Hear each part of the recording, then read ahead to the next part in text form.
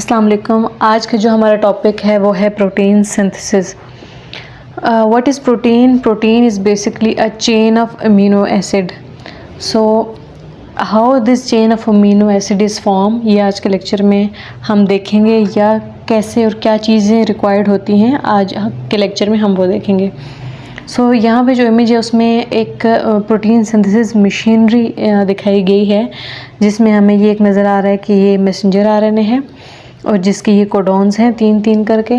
उसके अलावा हमें क्या नज़र आ रहा है, ये ट्रांसफ़र आरएनए नज़र आ रहा है, और ये कि जो ट्रांसफ़र आरएनए ये एक लेकर आ रहा है और बाकी दूसरे ट्रांसफ़र आरएनए पे ये चेन बन रही है, और ये हमें ट्रांसफ़र आरएनए जाता हुआ नज़र आ रहा है। और ये सारा जो सब यूनिट है ब्राउन कलर का, ये हमें राइबोसोम नज़र आ रहा है, जिसका ये लार्ज सब यूनिट है, ये स्मॉल सब यूनिट है। अब ये एक प्रोटीन सिंथेसाइज मशीनरी है जो कि हम आगे चल के इनकी डिटेल पढ़ेंगे एक एक चीज़ की, कि ये जो कंपोनेंट्स हैं इनकी क्या इंपॉर्टेंस है। सबसे पहले what is translation? Translation is a process of translating the sequence of messenger RNA molecule to a sequence of amino acid during protein synthesis। ये जो मैसेंजर आरएनए का सीक्वेंस है, जिसे हम कोडॉन्स कहते हैं, जो 3-3 की फॉर्म में हम रीड करते हैं, इनको अमीनो एसिड की चेन में फॉर्म करना ताकि प्रोटीन या पॉलीपेप्टाइड बन सके, उसे प्रोसेस को कहते हैं translation. So what is codons? Codon क्या है? मैसेंजर आरएनए का जो सीक्वेंस होता है उसका उसको 3-3 की फॉर्म में जब रीड किया जाता है तो उनको कहते हैं कोडॉन। अब ये मैसेंजर आरएनए का सीक्वेंस है। सो इसमें ये जो है एक कोडॉन है, ये दूसरा, ये तीसरा। अब ये देखिए 3-3 की फॉर्म में है। सो ये कोडॉन है, जो यहाँ पे 7 कोडॉन्स दिखाए गए हैं। Codons are presented in messenger RNA language of adenine, guanine, cytosine and uracil. Messenger RNA की लैंग्वेज में यूरेसिल आएगा। Their nucleotide sequence are always written from 5' to 3' end। हमेशा 5' की साइड से रीड किया जाएगा और 3' की साइड की तरफ एंड किया जाएगा। लाइक 5' साइड पे G प्रेजेंट है, GCU, एंड देन हम रीड करेंगे सेकंड कोडॉन को ACG, देन हम थर्ड कोडॉन को रीड करेंगे GAG। इस तरह 5' टू 3' डायरेक्शन में हम रीड करेंगे।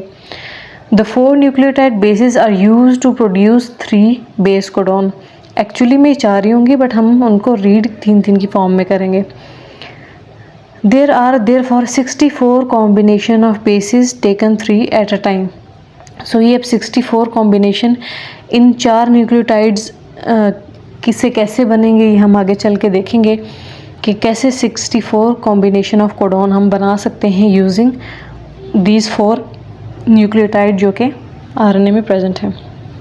सबसे पहले हम देखते हैं कि अमीनो एसिड हमारी बॉडी में कितने होते हैं।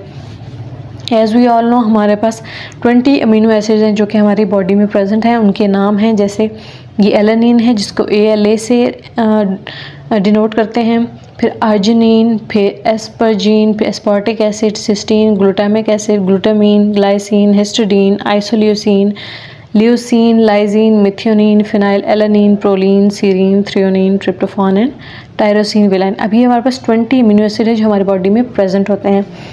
इन 20 अमीनो एसिड को मिलाकर हमें जो हमारी थाउजेंड्स ऑफ प्रोटीन्स हैं वो बनाई जाती हैं। अब इन अमीनो एसिड को एक को लेकर इस तरह से एक चेन की फॉर्म में डिफरेंट कॉम्बिनेशन से हम प्रोटीन्स कैसे बनाते हैं ये हम देखेंगे।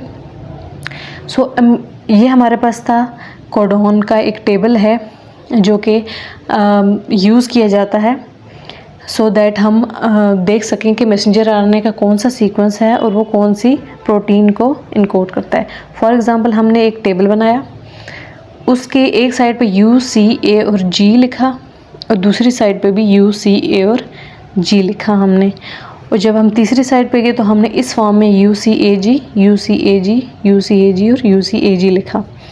अब हम इसको इस ब्लॉक में लिखेंगे कैसे? सबसे पहले हम इस बेस को लेंगे, फिर हम इस बेस को लेंगे, फिर हम इस बेस को लेंगे। सो हमारा क्या बनेगा? U and U।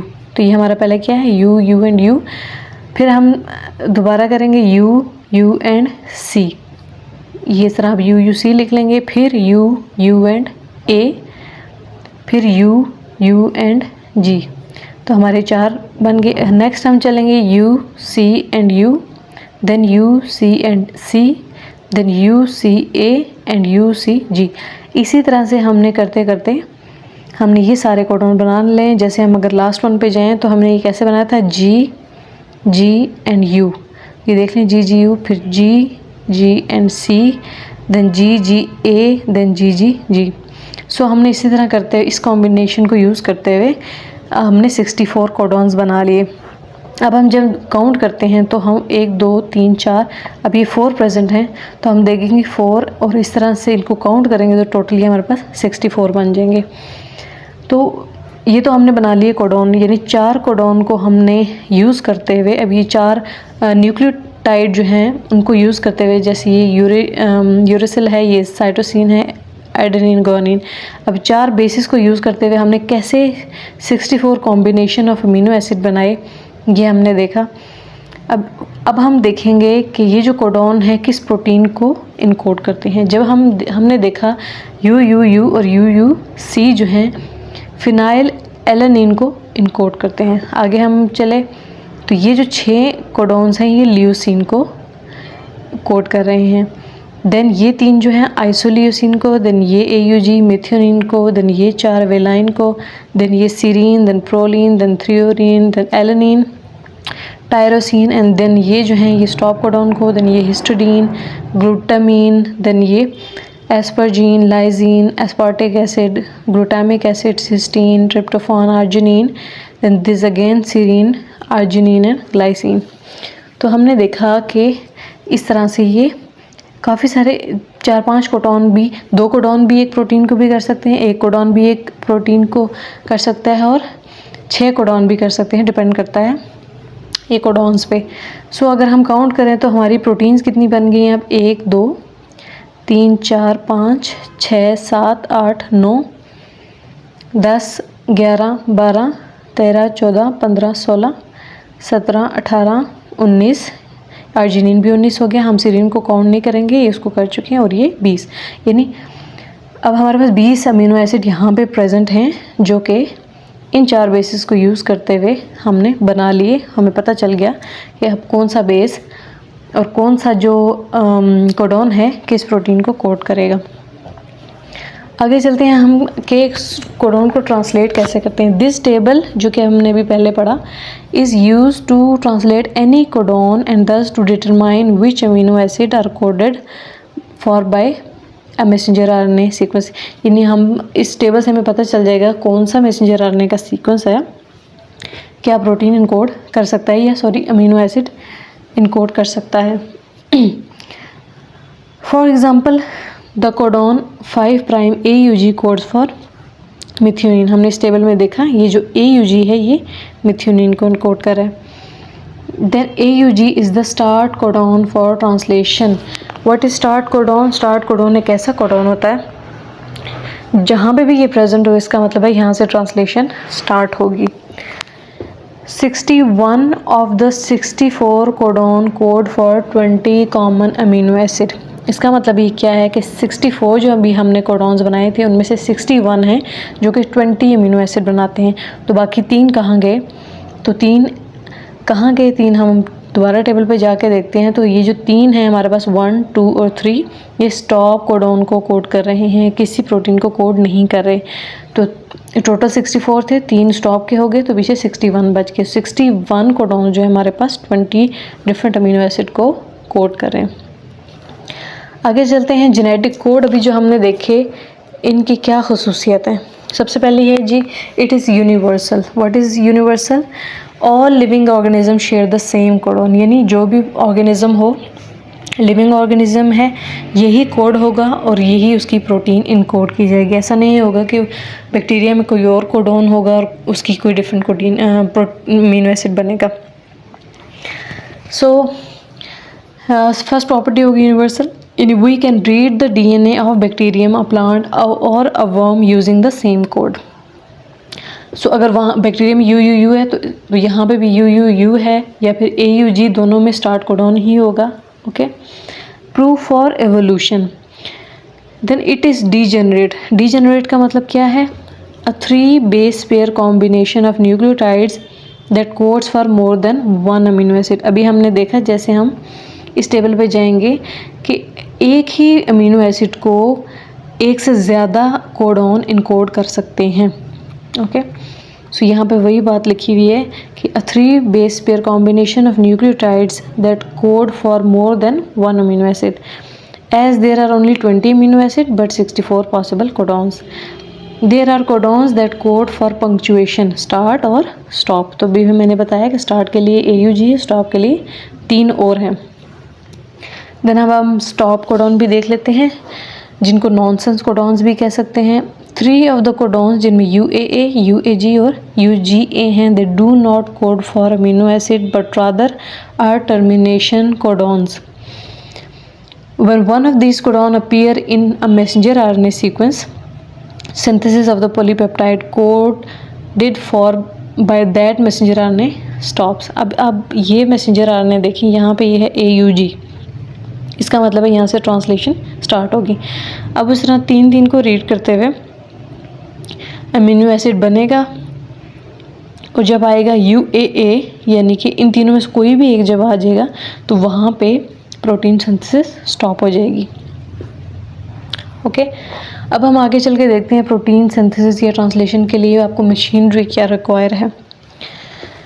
A large number of components are required for the synthesis of a protein, जिसमें अमीनो एसिड आ जाता है, messenger RNA, ribosome, transfer RNA, energy sources, enzymes, protein factors for initiation, elongation and termination. सबसे पहली चीज़ है amino acid. Amino acid क्या है जी? Amino acid हमारे body में या तो हम अपनी डाइट में जो ले रहे होते हैं उनसे हमें अमीनो एसिड मिल रहे होते हैं। अगर तो हमने प्रोटीन सिंथेसिस करनी है तो इसका मतलब है कि जो जितने भी अमीनो एसिड हैं जो प्रोटीन के लिए रिक्वायर हैं वो सब के सब हमारी बॉडी में प्रेजेंट होने चाहिए। अगर एक भी अमीनो एसिड मिसिंग हुआ तो आपकी जो प्रोटीन की चेन है वो नहीं बनेगी। All the amino acids that eventually appear in the finish product must be present at the time of protein synthesis. If one amino acid is missing, translation stops at the codon specifying that amino acid. फिर है ribosomes. Ribosomes are large complex of protein and ribosomal RNA required for protein synthesis. Ribosomes क्या है हमारे पास? Ribosomal RNA plus protein is equal to ribosome, और ये किस लिए important होते हैं? प्रोटीन सिंथेसिस के लिए। फिर आगे मैसेंजर RNA। मैसेंजर RNA किस लिए? ऑब्वियसली मैसेंजर RNA के अंदर जो सीक्वेंस होगा वो एक कोडिंग सीक्वेंस होगा जो DNA से इंफॉर्मेशन आएगी, फिर वो बहुत इंपॉर्टेंट है। A specific messenger RNA required as a template for the synthesis of desired polypeptide chain must be present. आगे हम देख लेते हैं what is APE sites on the ribosome. ये राइबोसोम है जिसके 2 सब यूनिट्स हैं जो कि मैसेंजर RNA पे अटैच हुए हैं इस टाइम। सो APE साइट जो हैं वो राइबोसोम्स पे एक पॉकेट की तरह होती हैं, जैसे एक ये साइट है A, P और E। इनका फंक्शन क्या होता है? इनका फंक्शन ये होता है, ये ट्रांसफ़र RNA जो अमीनो एसिड लेकर आ रहा होता है वो यहाँ आके लैंड करता है। यहाँ A पे एंट्री आएगी, P पे पॉलीपेप्टाइड चेन बनेगी, E से एग्जिट हो जाएगा। सो ये पॉकेट्स हैं, इंपॉर्टेंट है, हम आगे चल के देखेंगे कि ये किस लिए इम्पॉर्टेंट है।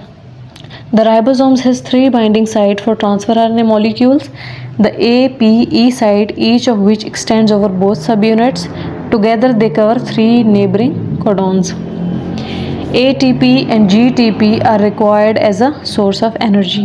फिर प्रोटीन फैक्टर्स हैं, initiation, elongation and termination factors are required for peptide synthesis. ये फैक्टर्स हमें चाहिए होंगे। देन आगे transfer RNA। What is transfer RNA? हम पहले पढ़ चुके हैं। Transfer RNA is adapter molecule, amino acid को लेकर आएगा जहाँ मैसेंजर RNA प्रेजेंट होगा राइबोसोम्स के अंदर। अब ट्रांसफ़र RNA की क्या है ख़ुसूसियत? ज़ाहिर है वो अमीनो एसिड को लेकर आएगा। At least 1 specific type of transfer RNA is required for each amino acid. Her transfer RNA के लिए हमारे पास क्या स्पेसिफिक होना चाहिए? Amino acid. In human, there are 50 species of transfer RNA, whereas bacteria contain only 30 species. Because there are only 20 different amino acids commonly carried by transfer RNA, some amino acid have more than one specific transfer RNA. क्योंकि जो amino acid है वो सिर्फ 20 हैं, जबकि transfer RNA हमारे पास 60 हैं, तो ये पॉसिबल है कि एक अमीनो एसिड जो है वो उसके लिए मल्टीपल ट्रांसफ़र RNA उसको लेकर जा सकते हैं। This is particularly true for those amino acid that are coded by several codons. वो वो अमीनो एसिड जिनको एक से ज़्यादा कोडॉन कोड कर रहे हैं, तो उनके लिए ट्रांसफ़र आरएनए भी एक से ज़्यादा होने चाहिए। अब हम यहाँ पर देख लेते हैं कि यहाँ पे ट्रांसफ़र आरएनए का फंक्शन क्या है। बेसिकली ये एक ट्रांसफ़र आरएनए है और यहाँ पे इसका कोडॉन है, इसके पास प्रेजेंट है एंटी कोडॉन, और जो मैसेंजर आरएनए है उस पे है कोडॉन। सो कोडॉन और एंटी कोडॉन का क्या फंक्शन है? कोडॉन प्रेजेंट होता है मैसेंजर आरएनए पे और ये 3-3 की फॉर्म में रीड किया जाता है, जबकि जो एंटी कोडॉन है वो प्रेजेंट होता है ट्रांसफ़र आरएनए पे। सो अब एंटी कोडॉन का फंक्शन क्या है? ये आरएनए पे मैसेंजर आरएनए के कोडॉन के ऑपोजिट आकर बाइंड करता है। फॉर एग्जांपल मैसेंजर आरएनए पे प्रेजेंट है GCC, ओके। अब जिस ट्रांसफ़र आरएनए के पास इसके ऑपोजिट सीक्वेंस होगा वो इसके साथ आकर बाइंड कर देगा। फॉर एग्जांपल ट्रांसफ़र आरएनए के पास G के ऑपोजिट C होना चाहिए, C के ऑपोजिट G और C के ऑपोजिट G। ठीक हो गया, ये तो बाइंड कर गया, बट वो जो अमीनो एसिड जो वो ला रहा है वो कौन सा आएगा, वो हम देखेंगे इस टेबल से। हम देखेंगे कि मैसेंजर आरएनए पे कौन सा कोड था, GCC। हम जाएंगे GCC पे, जब हम इस टेबल पे गए तो GCC एलेनिन को कोड करता है, तो इसका मतलब है ट्रांसफ़र आरएनए एलेनिन को लेकर आएगा, ओके। सो आगे हम चलते हैं। Amino acid attachment side on the transfer RNA. So transfer RNA की 3' साइड पे अमीनो एसिड अटैचमेंट होती है। जब अमीनो एसिड इसके पास आकर लग गया तो इसका मतलब है हमारा ट्रांसफ़र आरएनए अब चार्ज्ड है। जब नहीं होगा तो इसका मतलब वो अनचार्ज है, और अमीनो एसिड को हम कहेंगे कि ये अब एक्टिवेटेड है।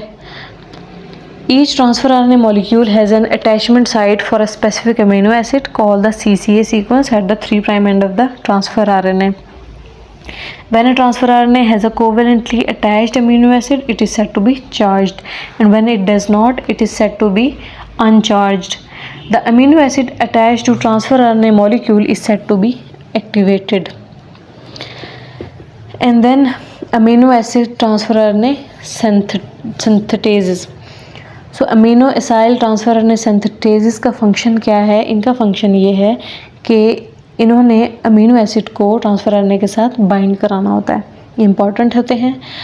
अब ये एंजाइम है ब्लू कलर का, यहाँ पे प्रेजेंट है ट्रांसफ़र आरएनए और यहाँ पे ये प्रेजेंट है एक बेस और यहाँ पे ATP प्रेजेंट है। अब इस एंजाइम ने क्या करना है, इस जो अमीनो एसिड है इसको यहाँ पर अटैच करवाना है ट्रांसफ़र आरएनए के साथ। अब देखें जैसे ही अमीनो एसिड इसके साथ अटैच हुआ तो ये बन गया charged transfer RNA.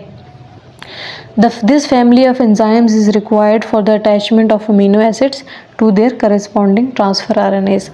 In addition to their synthetic activity, the enzyme have proofreading or editing activity that can remove an incorrect amino acid from the enzyme or the transfer RNA molecule. यानी अगर कोई गलत amino acid attach हो गया उसको remove और edit करने की क्वालिटी भी इसके अंदर है। सो अभी तक हमने वो कंपोनेंट्स देखे जो कि रिक्वायर्ड थे for the synthesis of protein. हम अगले लेक्चर में देखेंगे कि किस तरह से प्रोटीन सिंथेसिस एक्चुअली होती है। Thank you.